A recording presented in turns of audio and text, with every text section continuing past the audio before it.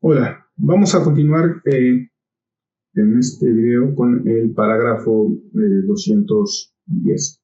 A diferencia del anterior, vamos a ser un poquito más breves, porque el parágrafo es muy pequeñito, son unas 3 líneas, 4.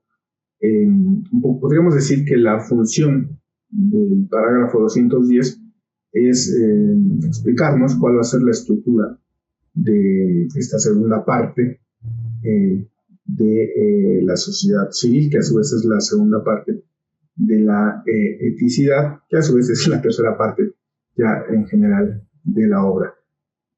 Habíamos dicho a propósito del parágrafo 209 que habíamos hecho un traspaso, una transición del sistema de las necesidades de la sociedad civil a la administración de la justicia, a propósito justo de la interdependencia de los individuos en la sociedad civil, y habíamos dicho que tenía que ver con la unión, digamos, con la recuperación de la personalidad infinita que ya estaba presente desde el derecho abstracto. Bueno, en este parágrafo 210 vamos a ver cómo eso se despliega.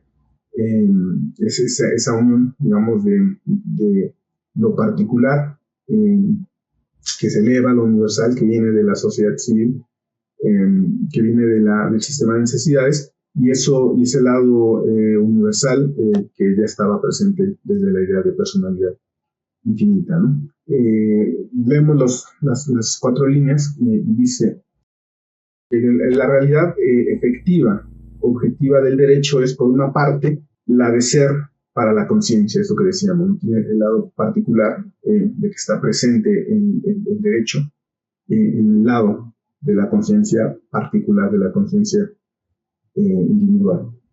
En general, dice, el llegar a ser sabido, ese es un primer momento, ¿no? Tiene que ser particular, porque si no, ¿quién es el que lo sabe, ¿no?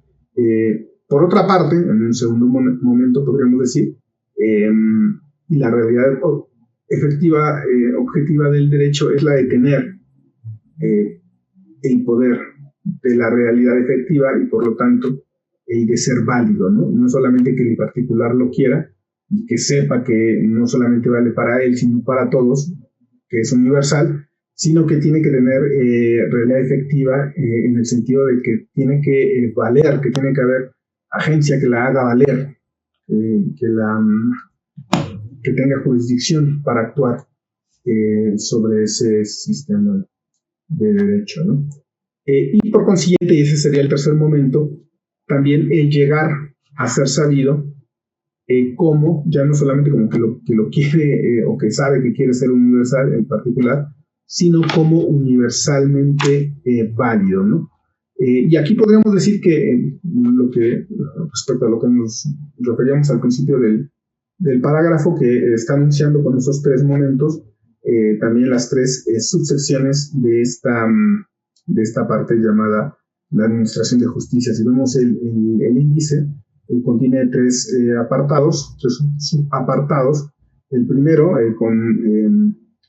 bajo la letra A, se llama el derecho como ley, que va del parágrafo 211 al 214, ¿no? Entonces, 211 al 214 es la primera parte, el derecho como ley, ¿no? Que es un poco esto que dice en el parágrafo 210, que es la de ser para la conciencia en general. Acá podríamos referirnos a algunas de las anotaciones de los estudiantes de Hegel. Vamos a ir a las notas del semestre de 1821 y el 22, ¿no? Porque en esta parte es más explícito sobre esta división y cómo enlaza estos 3 momentos con las secciones que va a trabajar, ¿no? Allí lo que se transcribe es lo siguiente: lo más cercano, lo primero, es que el derecho debe ser sabido en su universalidad, y en esta forma de universalidad debe entrar en la conciencia de los particulares formados, educados. Dice él que los bárbaros, esto puede sonar polémico, pero bueno, aquí así dice, la transcripción, los bárbaros viven en la injusticia, pero también en el derecho. Sin embargo, no lo conocen. Es decir, es una condición el hecho de que las conciencias particulares sepan y quieran el derecho, ¿no? Porque sin esa precondición no se puede hacer ese traspaso de la idea del derecho, que puede estar ya latente, pero no llevada a la realidad. Por eso esta idea de que los bárbaros pueden vivir en la injusticia, a pesar de que ya esté latente la idea del derecho en ellos, pero como no la conocen, no es llevada a la existencia, ¿no? Por eso esta primera parte del derecho como ley presupone ese primer momento, ¿no? El segundo momento se llama la existencia de la ley, que va del parágrafo 215 al 218, y ahí podríamos leer lo que dice en el segundo momento, que es que el derecho tiene una existencia externa para la conciencia. Es decir, ya no, el primer momento era como el impulso, el segundo ya tiene existencia, es decir, ya está hecha bajo la forma de un código, de una ley escrita. La primera, la idea de que se sabe el derecho, es que el particular se eleva al ámbito de lo universal. En el segundo es existente esa ley ya universal, y el conocerlo ya no es la idea de conocerme como universal, sino la idea de que debo conocer es el contenido específico de esa ley, ¿no? Por eso en su existencia tiene que ser, de la ley tiene que ser conocida, sabida, ¿no? Y la tercera, que es lo que en esta sección llamada Administración de Justicia está bajo el rótulo C, que es el tribunal, que es los parágrafos 219 al 229, ¿no? Y allí, lo que dice acá en estas notas del semestre del 21 y del 22 es que el tribunal es el tercer momento, que es el que, como institución, digamos, afirma como válido lo que es sabido lo que es sabido y conocido como derecho, ¿no?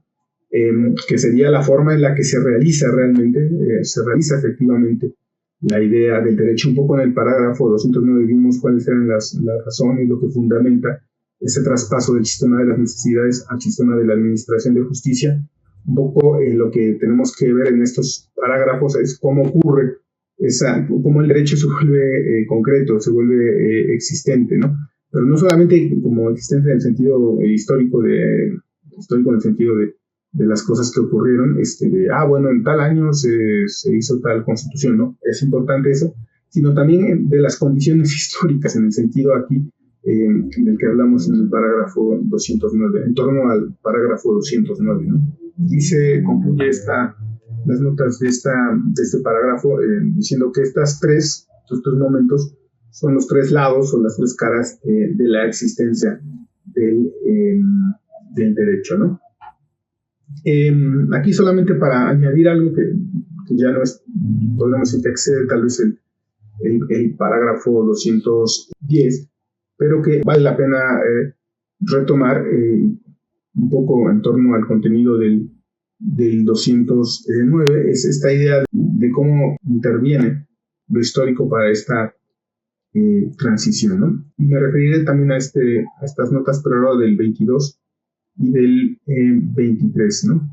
Aquí lo que Hegel explica, y que vale la pena como para pensar este traspaso de esta transición del sistema de necesidades particulares, el sistema de lo particular, al sistema de justicia que ya apunta hacia lo universal, que subsume a esa particularidad fortalecida del sistema de las necesidades, pero anclándolas en esta universalidad del derecho, lo siguiente, ¿no?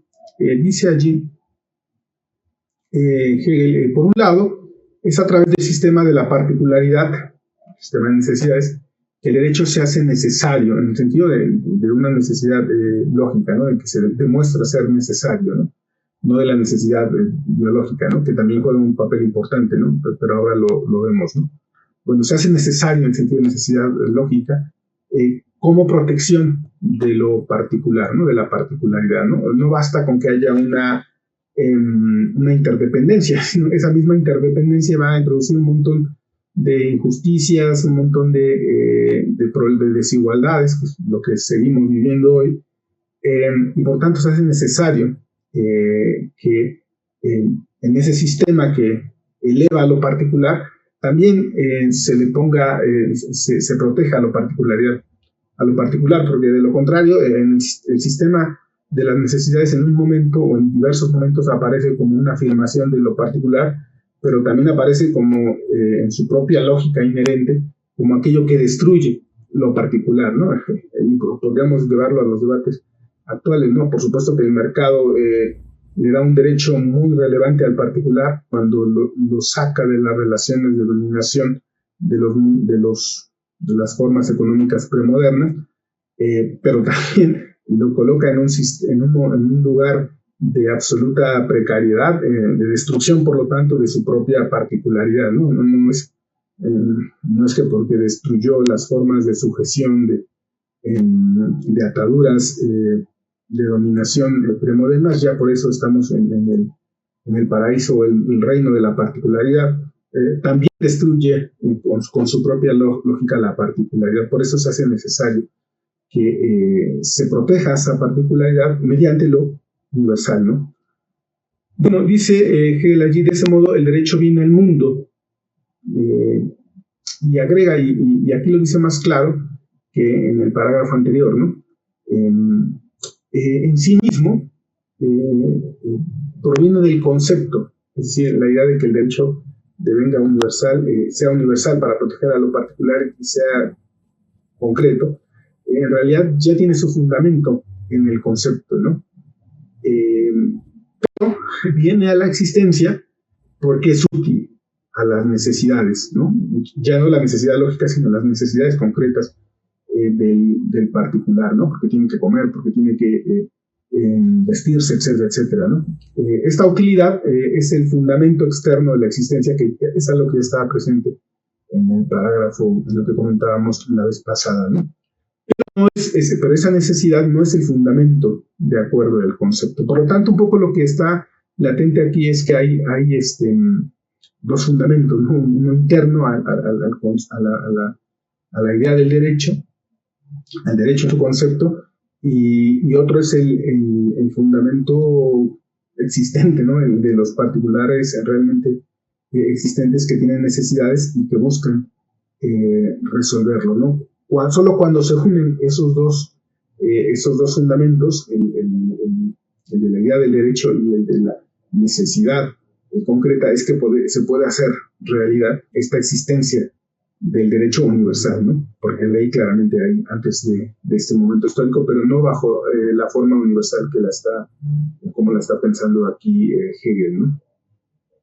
Por lo tanto, hay un fundamento de la apariencia externa y otro que podríamos decir, de su esencia interna, ¿no? En el mundo, continúa Hegel ahí, los hombres consideran sus necesidades particulares como lo primero y el derecho como el medio para estas necesidades. Por eso tampoco se puede quedar en el puro querer de los particulares, porque si así fuera, lo único que tendríamos sería una especie de renovación de sistemas estamentarios, de sistemas de privilegios, ¿no? Y lo importante es que ese querer de los particulares, que ponen siempre sus necesidades como lo primero, sea subsumido bajo lo universal, ¿no?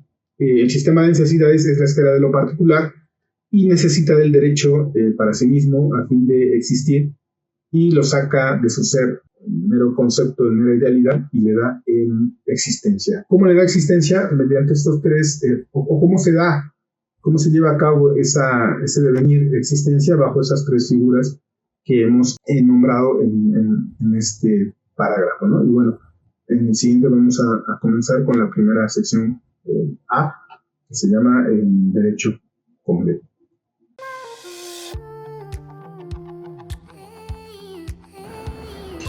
Escape to the genuine Mayan culture at Tulum, Mexico. Casa Vix Abil was inspired by ancient Mayans' way of life, originated in the 12th century. The name Bixabil means, "How is your path in life?" Those are the words used by Mayans people to say, today in modern culture, hello. The meaning of our place is invite you to reflect your path in life by experiencing the unique Mayan stay. Live in a Bixabil community. Feel at home. Our place offers you the opportunity to connect to other people by Mayans experience. Perfect to families and friends for travel. Kids welcome and friends groups until 6 persons by room.